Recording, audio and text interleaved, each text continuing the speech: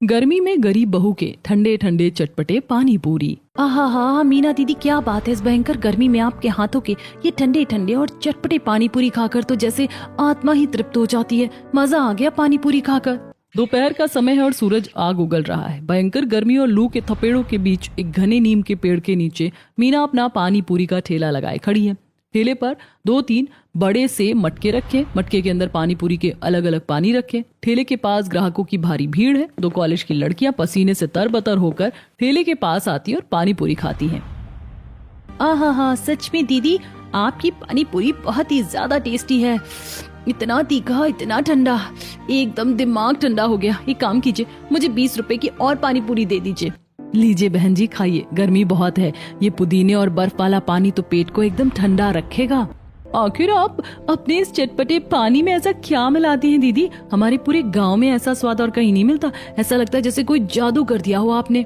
इसमें कोई जादू नहीं है बहन जी, बस कुछ मसाले हैं और बहुत सारा संघर्ष है। रानी और कविता पानी पूरी खाकर चली जाती हैं और मीना दूसरे ग्राहकों को पानी पूरी खिलाने लगती है। वहीं दूर खड़ी मोहल्ले की 2 औरतें मीना को हैरानी से देख रही थीं। अरे देख रही हो इसे?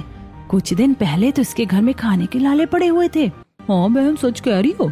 इसके पति के पास तो काम तक नहीं था और अब देखो अपना पानी पूरी का ठेला लगा रही है। मीना औरतों की बातें सुन लेती है। उसके चेहरे की मुस्कान गायब हो जाती है। पर मीना के चेहरे की मुस्कान गायब होने के पीछे की वजह क्या थी? मीना अपने पानी पूरी में ऐसा क्या डालती थी जो लोग उसकी पानी पूरी के दीवाने थे, और उसने पानी पूरी का काम कैसे शुरू किया? ये जानने के लिए कहानी में पीछे चलते हैं। हाँ, मुझे बहुत तेज भूख लगी है माँ, मेरे पेट में दर्द हो रहा है, मुझे कुछ खाने को दे दो माँ। आसमान से आग बरस रही थी। गर्मी की वजह से मीना के घर की टीन की छत भट्टी की तरह तप रही थी। वहीं मीना के घर के बाहर नल के पास पसीने में लथपथ होकर वो कपड़े धो रही थी। तभी उसका 7 साल का बेटा बबलू उसके पास आता है और भूख से रोने लगता है। मीना कपड़े धोना छोड़कर बबलू को संभालती है। रो मत बेटा, तू रोता है तो मेरी जान निकलती है। मैं अभी रसोई में जाकर देखती हूँ, शायद कुछ मिल जाए। मीना जल्दी से रसोई में जाती है। रसोई के सारे डिब्बे खाली पड़े थे। आटे के कनस्तर में एक चुटकी आटा नहीं था। चूल्हा बुझा पड़ा था। मीना निराश हो जाती है। बेटा, रसोई में कुछ नहीं है, तू थोड़ा सा सब्र कर ले। अभी तेरे पापा रिक्शा चलाकर आते ही होंगे। वो पैसे लाएंगे तो मैं तुरंत तेरे लिए बाजार से कुछ ले आऊंगी। नहीं माँ, मुझे अभी खाना है। पापा कब आएंगे? मुझे भूख बर्दाश्त नहीं हो रही है। भूख की वजह से बबलू जोर जोर से रोने लगता है। बच्चे की रोने की आवाज सुनकर चारपाई पर लेटी हुई उसकी दादी उर्मिला की नींद खुल जाती है। वो उठकर बैठती है। पास ही दूसरी चारपाई पर ससुर रघुनाथ लेटे हैं, जो बीमारी की वजह से कमजोर हो चुके हैं और खांस रहे थे। अरे क्या हुआ मीना? बबलू क्यों इतना रो रहा है? उसे मेरे पास भेज दे।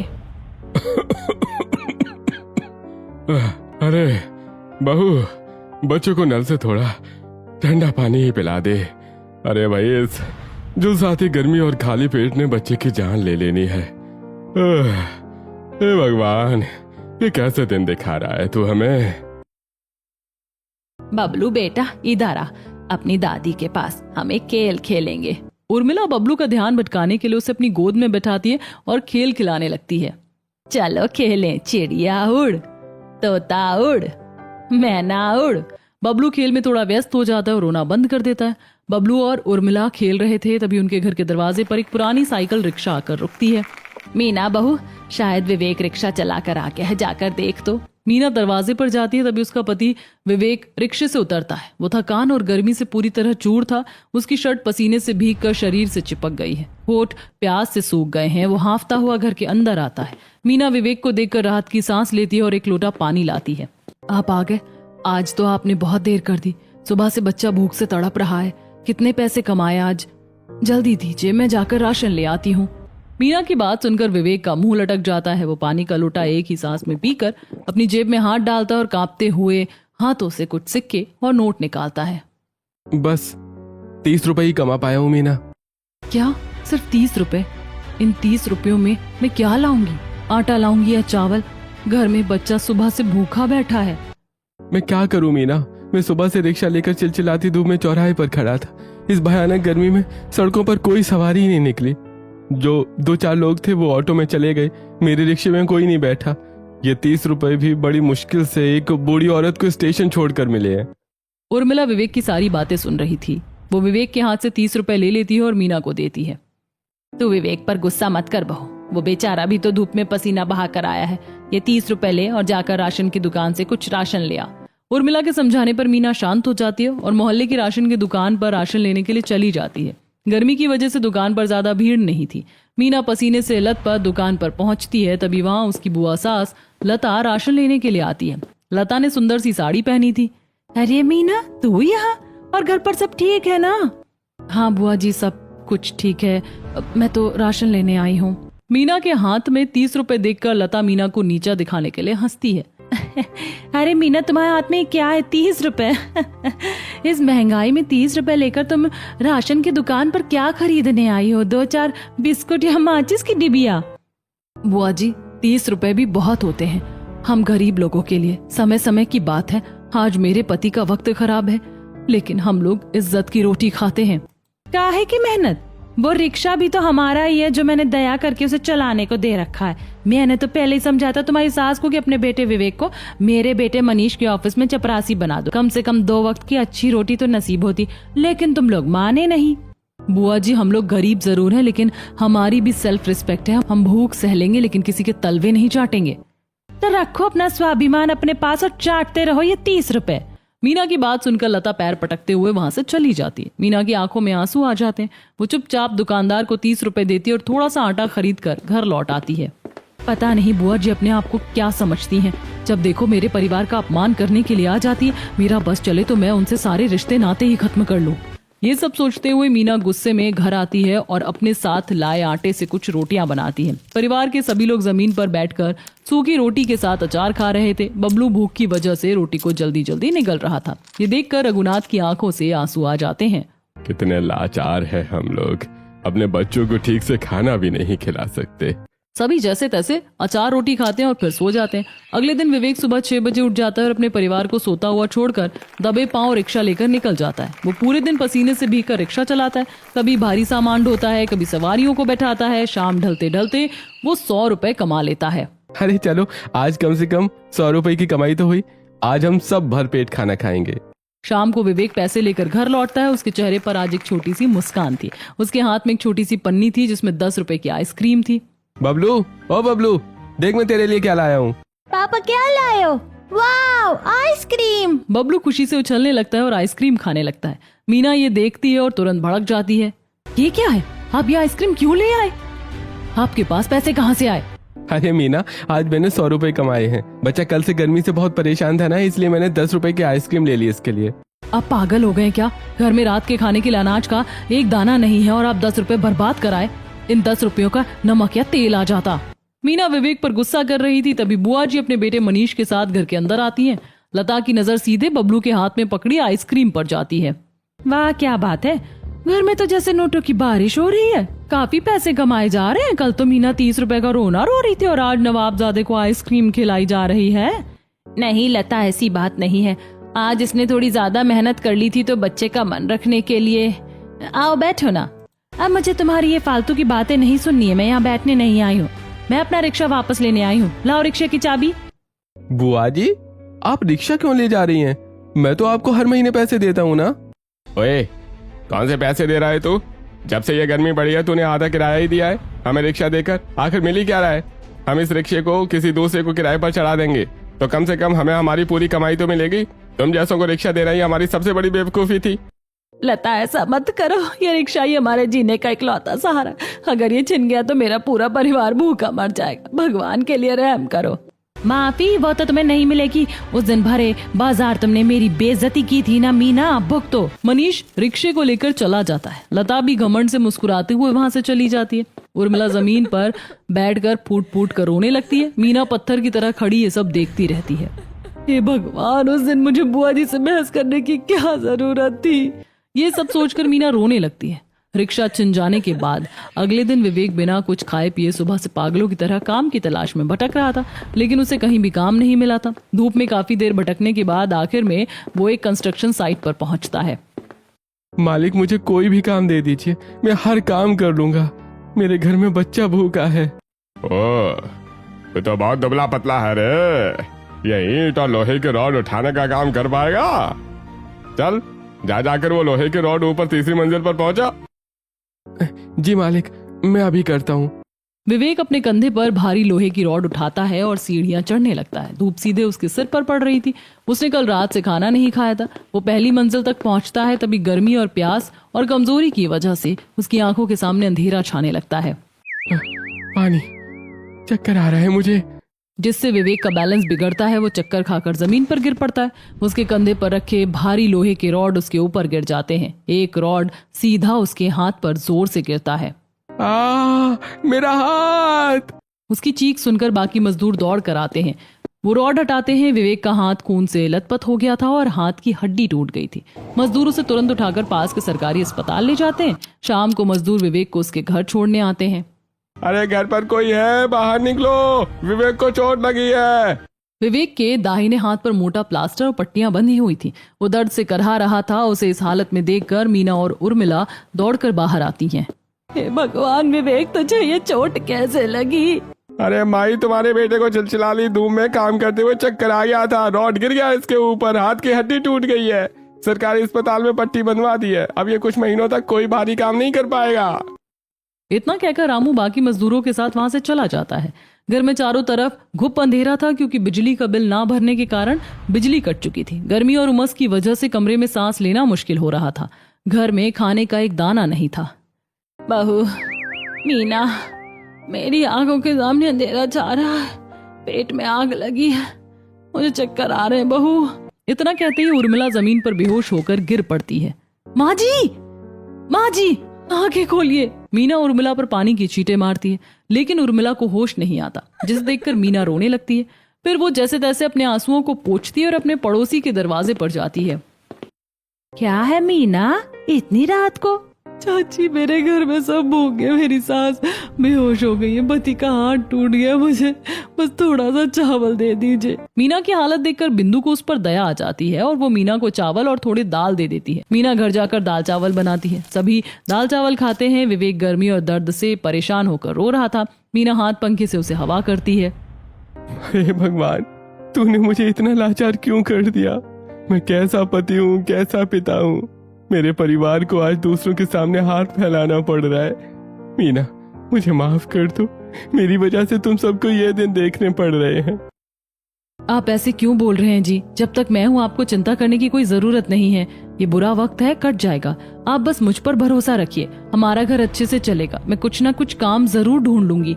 आप बस अपने हाथ को आराम दीजिए।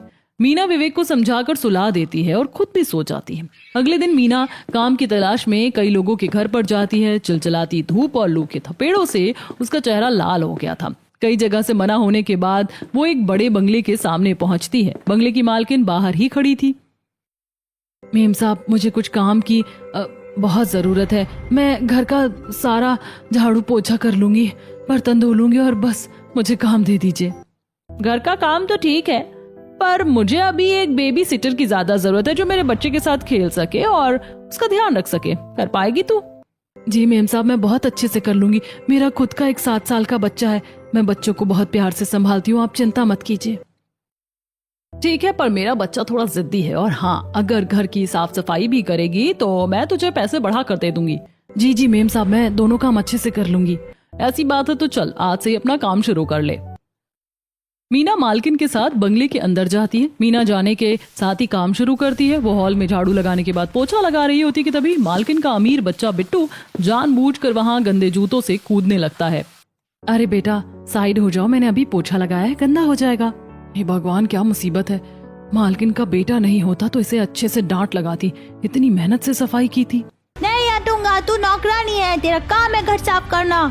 इतना कहकर बिट्टू रोने और चिल्लाने का नाटक करने लगता है। उसकी आवाज सुनकर मालकिन दौड़ कर आती है। ये क्या तरीका है? तूने मेरे बेटे को रुला दिया। मम्मी, आंटी ने मुझे डांटा। मीना, झाड़ू पोछा छोड़, बाजार जाकर सब्जियां लिया। सब्जियां खत्म हो गई हैं फ्रिज में। मम्मी, मैं भी जाऊंगा आंटी के साथ, मुझे भी बाजार घूमना है। मीना, बिट्टू को भी अपने साथ ले जाओ, लेकिन उसका ध्यान रखना। मीना बिट्टू को अपने साथ बाजार लेकर जाती है। बाजार से सब्जी खरीदने के बाद जब दोनों लौट रहे थे, तब बिट्टू का ध्यान पानीपुरी वाले की तरफ जाता है। बाजार में एक पानीपुरी का ठेला खड़ा था, जिस पर बहुत सारी मक्खियां भिन भिन आ रही थी। आंटी, मुझे पानीपुरी खाना है, मुझे वो पानीपुरी खिलाओ। नहीं बिट्टू, बाहर की पानी पूरी बिल्कुल अच्छी नहीं होती। देखो कितनी मक्खियां बैठ रही हैं और मसाला भी खुला हुआ है। ये पानी पूरी खाकर तुम बीमार पड़ जाओगे। घर चलो, मैं तुम्हें घर में एकदम साफ और स्वादिष्ट पानी पूरी बना कर खिलाऊंगी। अगर तुमने मुझे पानी पूरी नहीं खिलाई तो मैं मम्मी को बोल दूंगा कि तुमने मुझे रुलाया। अरे बेटा, बाहर की पानी पूरी से तबीयत खराब हो जाएगी। चलो, मैं घर में ठंडी ठंडी पानी पूरी बनाती हूँ। मीना बिट्टू को लेकर उसके घर आ जाती है। मेम साहब, बिट्टू बाबा पानी पूरी खाने की जिद कर रहे हैं। मैं क्या करूँ, घर पर पानी पूरी बना दूँ? हाँ, अगर बिट्टू का पानी पूरी खाने का मन है तो बना दे, और थोड़ा ज्यादा ही बनाना, हम लोग भी खाएंगे। जी ठीक है मालकिन, मैं जाकर अभी पानी पूरी बनाती हूँ। मीना रसोई में जाकर पानी पूरी की तैयारी शुरू करती है। वो बड़े से परात में आटा निकाल कर उसमें सूजी मिलाती है। सूजी में थोड़ा आटा मिलाकर बढ़िया कड़क पूरियां बेलती हूँ। आलू और चने भी उबाल दिए हैं। आटा तैयार कर लेने के बाद मीना आलू को मैश करती है और उसमें उबले हुए चने, बारीक कटा प्याज और धनिया डालकर मिलाती है। फिर ऊपर से उसमें लाल मिर्च पाउडर, काला नमक और नींबू का रस डालकर हाथों से अच्छी तरह मिला लेती है। पानी पूरी का आलू तो तैयार हो गया है। काम करती हूँ, पानी पूरी का चटपटा ठंडा पानी तैयार कर लेती हूँ। मीना मिक्सी में पुदीना, धनिया, हरी मिर्च, अदरक और थोड़ा सा पानी डालकर एकदम बारीक पीस लेती है। फिर वो एक बर्तन में फ्रिज का ठंडा पानी निकाल कर डालती है। फिर वो उसमें पिसी हुई चटनी, इमली का पल्प, काला नमक, भुना जीरा पाउडर, हींग और जलजीरा डालकर बिल्कुल चटपटा पानी तैयार करती है। पानी पूरी बनाने के बाद, बिट्टू बाबा पानी पूरी तैयार हो गई है, आप खा लीजिए। मैंने बर्फ डालकर बहुत ठंडा पानी बनाया है। मैं ऐसे पानी पूरी नहीं खाऊंगा। मैंने बाजार में देखा था कि एक भालू के कपड़े पहनकर आदमी पानी पूरी खिला रहा था। तुम भी वो बाहर रख के भालू के कपड़े पहनो और मुझे खिलाओ, तभी मैं खाऊंगा। ये क्या बात हुई बेटा, मैं कपड़े पहनकर कैसे खिलाऊंगी? मुझे बहुत गर्मी लग रही है। पहन लो ना मीना, बच्चे की जिद है, पूरी कर दो। बच्चों को खुश रखना ही तुम्हारा काम है। मीना को मजबूरी में भालू की भारी कॉस्ट्यूम पहननी पड़ती है। गर्मी से उसका बुरा हाल हो रहा था। वो भालू की पोशाक पहनकर बिट्टू को पानी पूरी खिलाने लगती है। तभी बिट्टू के कुछ और दोस्त आ जाते हैं।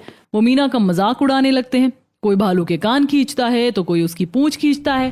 देखो देखो हमारा भालू पानी पूरी खिला रहा है। मीना को उस कॉस्ट्यूम के अंदर बहुत पसीना आ रहा था और घुटन भी हो रही थी। जब काम खत्म होता है तो उसकी मालकिन उसे 1000 का नोट देती है। ये ले तेरे आज के 1000 रुपए। तूने बच्चों का बहुत अच्छा मनोरंजन किया और काफी सारी पानी पूरी बच गई है, तो उसे अपने घर ले जा। मीना पानी पूरी लेकर भारी कदमों से अपने घर लौटती है। वो घर पहुंचते ही फूट फूट कर रोने लगती है। मीना को रोते देखकर उर्मिला उसके पास आती है। क्या हुआ बहू, तू इतना रो क्यों रही है? किसी ने कुछ कह दिया क्या? माँ जी, आज मुझे 1000 रुपए तो मिले, लेकिन इसके लिए मुझे अपना आत्मसम्मान कितना गिराना पड़ा ये मैं ही जानती हूँ। अमीर लोग तो हम गरीबों को इंसान ही नहीं समझते। उन्होंने मेरा मजाक बनाकर रख दिया, मुझे भालू की पोशाक पहनाकर बेइज्जत किया। शांत हो जा बहू, अभी हमारा बुरा वक्त चल रहा है, लेकिन तू देखना ये दिन भी कट जाएंगे। उर्मिला मीना को ज्यादा कुछ समझाती नहीं है, लेकिन भूख की वजह से उर्मिला के पेट से आवाज आने लगती है। तभी मीना, माँ जी आपको भूख लगी है ना, आप ये पानी पूरी खा लीजिए। काफी सारी पानी पूरी बच गई थी तो मालकिन ने मुझे दे दी। मीना सबको पानी पूरी परोसती है और सब पानी पूरी खाते। मीना के हाथ की चटपटे ठंडे पानी पूरी खाकर परिवार वाले बहुत खुश हो जाते हैं। वाह बहू, ये पानी पूरी तो बहुत ही लाजवाब है। इतनी कुरकुरी और इसका पानी आहा हा हा, एकदम ठंडा और मसालेदार। तू तो बड़ा ही अच्छा पानी पूरी बनाती है। सच में मीना, इतना चटपटा पानी पूरी मैंने आज तक बाजार में नहीं खाया। मीना के हाथ का पानी पूरी खाकर उर्मिला के दिमाग में एक बहुत ही अच्छा आइडिया आता है।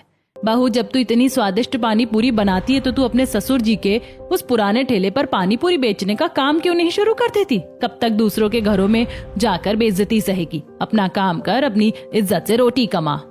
माँ बिल्कुल सही कह रही है मीना, तुम्हें अपना ही काम शुरू करना चाहिए। माना कि कमाई शुरू में कम होगी, लेकिन कम से कम तुम्हें बेइज्जती तो महसूस नहीं होगी। आप सब सही कह रहे हैं। मेरे पास जो ये 1000 रुपए हैं, मैं इसी से कल पानी पूरी का सामान लेकर आऊंगी। अगली सुबह रघुनाथ हथौड़ी लेकर पुराने ठेले की मरम्मत करके ठेले को साफ कर देते हैं। लो बहू, ठेला तो एकदम चकाचक हो गया।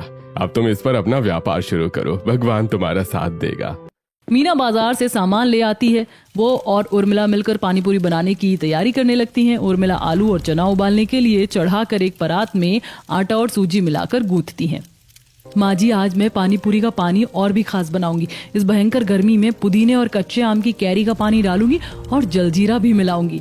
मीना सिलबट्टे पर पुदीना, आम, हरी मिर्च, अदरक पीस कर पेस्ट बनाती है। फिर एक मटके में पानी डालकर उसमें इमली का पल्प, पुदीना, आम का पेस्ट मिलाती है। फिर काला नमक, जीरा पाउडर, हींग और जलजीरा डालकर पानी तैयार करती है। पानी को ठंडा करने के लिए मीना पड़ोस से बर्फ के बड़े बड़े टुकड़े लाकर मसालेदार पानी में डालती है। इस भयंकर गर्मी में जब लोगों के गले सूखेंगे तो ये ठंडा ठंडा चटपटा पानी उन्हें जन्नत का मजा देगा माँ जी। मीना अपना ठेला लेकर गांव के चौराहे पर पहुंचती है और एक बड़े नीम के पेड़ के नीचे खड़ी हो जाती है और वो जोर जोर से आवाज लगाती है, आइए आइए गर्मी भगाइए, ठंडे ठंडे चटपटे और करारे पानी पूरी खाइए, बर्फ वाला तीखा पानी। मजदूर और गांव के लोग जो खेत से लौट रहे होते हैं वो मीना की आवाज सुनकर ठेले के पास आते हैं। बहन जी, आपने नया ठेला लगाया है क्या? लाओ एक पत्ता हमें भी चखाओ, गर्मी से गला सूख रहा है। मीना विकास को पुदीने और बर्फ वाले ठंडे पानी की पानी पूरी देती है। अरे वाह बहन जी, क्या स्वाद है, एकदम ठंडा और मुंह में पानी लाने वाला है। विकास मीना की ठंडी ठंडी चटपटी पानी पूरी खाकर खुश हो जाता है। तभी कुछ औरतें भी वहां से गुजरती हैं। विकास को मजे से पानी पूरी खाता देख उन्हें भी लालच आता है। अरे वाह मीना, सच में तेरी पानी पूरी बहुत स्वादिष्ट है, कल मैं अपनी सहेलियों को भी लाऊंगी। मीना की चटपटी पानी पूरी सभी को पसंद आती है। जो भी एक बार खाता है वो उंगलियां चाटता रह जाता है। पहले ही दिन मीना की सारी पानी पूरी बिक जाती है और वो शाम को 400 से 500 रुपए कमा कर खुशी खुशी घर लौटती है। पानी पूरी बेचकर मीना ने अपने घर के हालात सुधार लिए थे। अब उन्हें भूखा नहीं सोना पड़ता था। आपने सही कहा था माँ जी, लोगों को मेरी चटपटी ठंडी ठंडी पानी पूरी बहुत पसंद आई। अब मैं इज्जत से अपने पैसे कमाऊंगी और पानी पूरी बेचूंगी। ऐसे ही दिन गुजरते हैं। मीना का ठेला बहुत अच्छी तरह चलने लगा था। लोगों की भीड़ लगी रहती थी। अब वो आम पुदीने के पानी के साथ जलजीरा और काला खट्टा चटपटा पानी भी रखने लगी थी। एक दिन मीना पानी पूरी बेच रही थी, तब 2 कॉलेज स्टूडेंट उसके पास आती हैं। आहा मीना दीदी, क्या बात है, इस भयंकर गर्मी में आपके हाथों के ठंडे ठंडे और चटपटे पानी पूरी खाकर तो जैसे आत्मा तृप्त हो जाती है। मजा आ गया पानी पूरी खाकर। आहा, सच में दीदी आपका पानी पूरी बहुत ही ज्यादा टेस्टी है, इतना तीखा, इतना ठंडा, एकदम दिमाग ठंडा हो गया। एक काम कीजिए, मुझे 20 रुपए की और पानी पूरी दे दीजिए। लीजिए बहन जी, खाइए, गर्मी बहुत है, ये पुदीने और बर्फ वाला पानी पेट को एकदम ठंडा रखेगा। आखिर आप अपने इस चटपटे पानी में ऐसा क्या मिलाती हैं दीदी? हमारे गांव में ऐसा स्वाद और कहीं नहीं मिलता। ऐसा लगता है जैसे कोई जादू कर दिया आपने। इसमें कोई जादू नहीं है बहन जी, बस कुछ मसाले हैं और बहुत सारा संघर्ष है। इतना कहकर मीना अपने पुराने दिनों को याद करने लगती है। मीना की दुकान पर भीड़ देखकर उसकी पड़ोस की औरतें कानाफूसी करने लगती हैं। हे भगवान, मेरी दुकान को ऐसे ही चलाना, मेरी दुकान को हर बुरी नजर से दूर रखना। मीना अपनी दुकान को बुरी नजर से बचाने के लिए प्रार्थना कर रही थी, पर उसे क्या पता था कि उसकी दुकान को तो नजर लग चुकी थी। लता और मनीष मीना की दुकान पर भीड़ देखकर जल रहे थे। देखा तूने, ये भिखारन आज हमसे भी ज्यादा पैसे कमाने के सपने देख रही है। इसकी इतनी हिम्मत की हमारे सामने ठेला लगाए। मुझे तो लगता है कि ये पानी पूरी बेचकर हमसे भी अमीर हो जाएगी। मैं इसे ऐसा नहीं करने दूंगी। चिंता मत करो माँ, कल मैं इसका ऐसा इंतजाम करूंगा कि कोई इसकी दुकान पर भटकेगा भी नहीं। अगले दिन जब मीना ठेला लगाती है और गांव वाले खाना खाते हैं तो लता और मनीष वहां पहुंच जाते हैं और जोर जोर से चिल्लाने लगते हैं। अरे बहन, तुम लोग ये मीना की पानी पूरी तो बड़े चाव से खा रहे हो, पर तुम्हें पता है पानी लाती कहाँ से है? कहाँ से लाती है? अरे वो जो गांव के बाहर पुराना कुआं है ना, जहाँ कोई नहीं आता, ये वहीं से गंदा पानी लाती है। और तो और मैंने अपनी आंखों से देखा है, उस कुएं में एक मरा हुआ चूहा तैर रहा था। ये उसी मरे हुए चूहे का पानी तुम सबको पिला रही है। नहीं नहीं, ऐसा नहीं है, ये सब झूठ है। मैं तो साफ पानी में अपना पानी पूरी का पानी बनाती हूँ। मीना की बात का कोई यकीन नहीं करता। लता का ये झूठ पूरे गांव में जंगल की आग की तरह फैल जाता है। अगले दिन गर्मी से परेशान मीना अपने ठेले पर खड़ी थी, लेकिन कोई भी उसके ठेले के पास नहीं आ रहा था। जो लोग उधर से गुजरते हैं वो मुंह मोड़कर चले जाते हैं। भैया जी, आज पानी पूरी नहीं खाएंगे, एकदम ठंडा पानी है। दूर हट, हमें बीमार करना चाहती है क्या? मरे हुए चूहे का पानी पिलाती है और ऊपर से पूछती है आज के बाद अपना ठेला यहाँ मत लगाना। मीना फूट फूट कर रोने लगती है। वो सारा सामान लेकर उदास मन से घर लौट आती है। मीना घर पर हताश बैठी थी क्योंकि आज उसकी एक भी कमाई नहीं हुई थी। माँ जी, बुआ जी ने मेरे बारे में कितनी गंदी बातें फैला दी है। अब गाँव में कोई मेरे हाथ से पानी पूरी नहीं खाएगा। हमारा तो काम ही ठप हो गया। मीना, हार मत मानो। अगर गांव के लोग नहीं खाते तो हम उन्हें नहीं खिलाएंगे। तुम ऐसा करो, अपना ठेला गांव के बाहर हाईवे पर लगाओ। वहां से रोज हजारों गाड़ियां गुजरती हैं, नए नए लोग आते हैं, उन्हें तुम्हारे स्वाद का पता चलेगा। बेटा बिल्कुल सही कह रहा है, तो फिर से शुरुआत कर। अगले दिन मीना हाईवे किनारे अपना ठेला लेकर खड़ी हो जाती है। सूरज जैसे आग बरसा रहा था। मीना पसीने से भीगी हुई थी। उसने ठेले पर आज अलग अलग तरह के पानी रखे थे। पुदीना, कच्चा आम, खट्टा मीठा और जलजीरा, सब में बर्फ के टुकड़े तैर रहे हैं। दोपहर के 2 बज चुके थे, लेकिन एक भी ग्राहक नहीं आया। मीना उदास बैठी थी। पास ही में कुछ कबूतर दाना चुग रहे थे। मीना अपना समय काटने और मन बहलाने के लिए उन कबूतर को देखने लगती है। क्या रे कबूतरों, तुम ही लोग खा लो मेरी पानी पूरी, कोई तो आ नहीं रहा। वो जो सबसे मोटा है ना, उसका नाम बबली है। जो फुदक रहा है वो चिंटू है, और वो जो लड़ रहे हैं वो पीकू और मिंटू हैं। मेरी किस्मत भी इन कबूतरों की तरह हो गई है। सड़क किनारे दाना ढूंढ रही हूँ। मीना उदास होकर कबूतर से बातें कर रही थी, तभी अचानक हाईवे पर जोरों की आवाज आती है। कुछ दूरी पर एक बड़ा ट्रक पलट जाता है। ट्रक की वजह से पूरा हाईवे ब्लॉक हो जाता है। गाड़ियों की लंबी कतारें लग जाती है। भयंकर जाम लग चुका था। गर्मी इतनी ज्यादा थी कि गाड़ियों में बैठे लोग पसीने से तरबतर होकर बाहर निकलने लगते हैं। लोगों के गले सूख रहे थे और आसपास पानी की कोई दुकान नहीं थी। उफ, ये कैसी जानलेवा गर्मी है भाई, और ऊपर से ये जाम। अरे कोई ठंडी चीज मिल जाती तो जान में जान आती। तभी उस आदमी की नजर मीना के ठेले पर पड़ती है। रोहन मीना के ठेले के पास आता है। बहन जी, ये पानी पूरी ताजी तो है ना? जी भैया, एकदम ताजी और करारी, और पानी देखिए एकदम चिल्ड। मेरे पास 4 फ्लेवर हैं, पुदीना, कच्चा आम, जलजीरा और खट्टा मीठा। कौन सा लगाऊं? मुझे वो खट्टा मीठा और जलजीरा वाला दे दो, बहुत प्यास लगी है। मीना फुर्ती से पूरी फोड़ती है, उसमें मसालेदार आलू भरती है और ठंडे जलजीरे वाले पानी में डुबोकर रोहन को देती है। रोहन जैसे ही उसे मुंह में डालता है, उसकी आंखें खुशी से बड़ी हो जाती हैं। अरे वाह, मजा आ गया भाई। मैंने आज तक इतना बढ़िया ठंडा और स्वादिष्ट पानी पूरी कहीं नहीं खाया। बहन जी, 30 रुपए की और लगा दो। रोहन को मजे से खाते देख जाम में फंसे बाकी लोग भी अपनी गाड़ियों से निकलकर ठेले की तरफ आने लगते हैं। कुछ ही देर में मीना के ठेले पर भयंकर भीड़ लग जाती है। मुझे कच्चा आम वाला देना। मीना के हाथ रुकने का नाम नहीं ले रहे थे। उसकी सांसें तेज चल रही थी, लेकिन चेहरे पर एक बहुत बड़ी मुस्कान है। लोग उंगलियां चाट चाट कर खा रहे थे और मीना की तारीफ कर रहे थे। देखते ही देखते मीना का सारा पानी, सारी पूरियां और सारा मसाला खत्म हो जाता है। माफ कीजिएगा भैया, आज का सारा सामान खत्म हो गया। कल मैं और ज्यादा लेकर आऊंगी। बहन जी, अब से तो मैं हर दिन आपके यहाँ पानी पूरी खाने आऊंगा। लोग निराश होते हैं, पर अगले दिन आने का वादा करके जाते हैं। मीना अपना खाली ठेला लेकर झोले में ढेरों पैसे भरकर खुशी खुशी घर की ओर दौड़ती है। मीना घर पहुंचती है और अपनी सास उर्मिला के सामने पैसों से भरा झोला पलट देती है। नोट और चिल्लर जमीन पर बिखर जाते हैं। हे मेरे राम, इतने सारे पैसे। माँ जी, हाईवे पर बहुत भीड़ थी। लोगों ने लाइन लगाकर मेरी पानी पूरी खाई है। मेरी मम्मी सबसे अच्छी पानी पूरी बनाती है। मुझे तुम पर गर्व है मीना। ये सब तेरी मेहनत और हिम्मत का फल है मेरी बच्ची। इस दिन के बाद हाईवे पर मीना का ठेला रोज लगने लगा और उसकी बहुत अच्छी कमाई होने लगी। कुछ दिनों बाद मीना ने अपने कमाए हुए पैसों से विवेक के हाथ का एक बहुत अच्छे डॉक्टर से इलाज करवाया। इलाज के बाद विवेक का हाथ बिल्कुल ठीक हो गया। मीना, अब मेरा हाथ एकदम ठीक है। अब मैं भी तुम्हारे साथ काम में मदद करूंगा। तुम्हें अब अकेले इतनी मेहनत नहीं करनी पड़ेगी।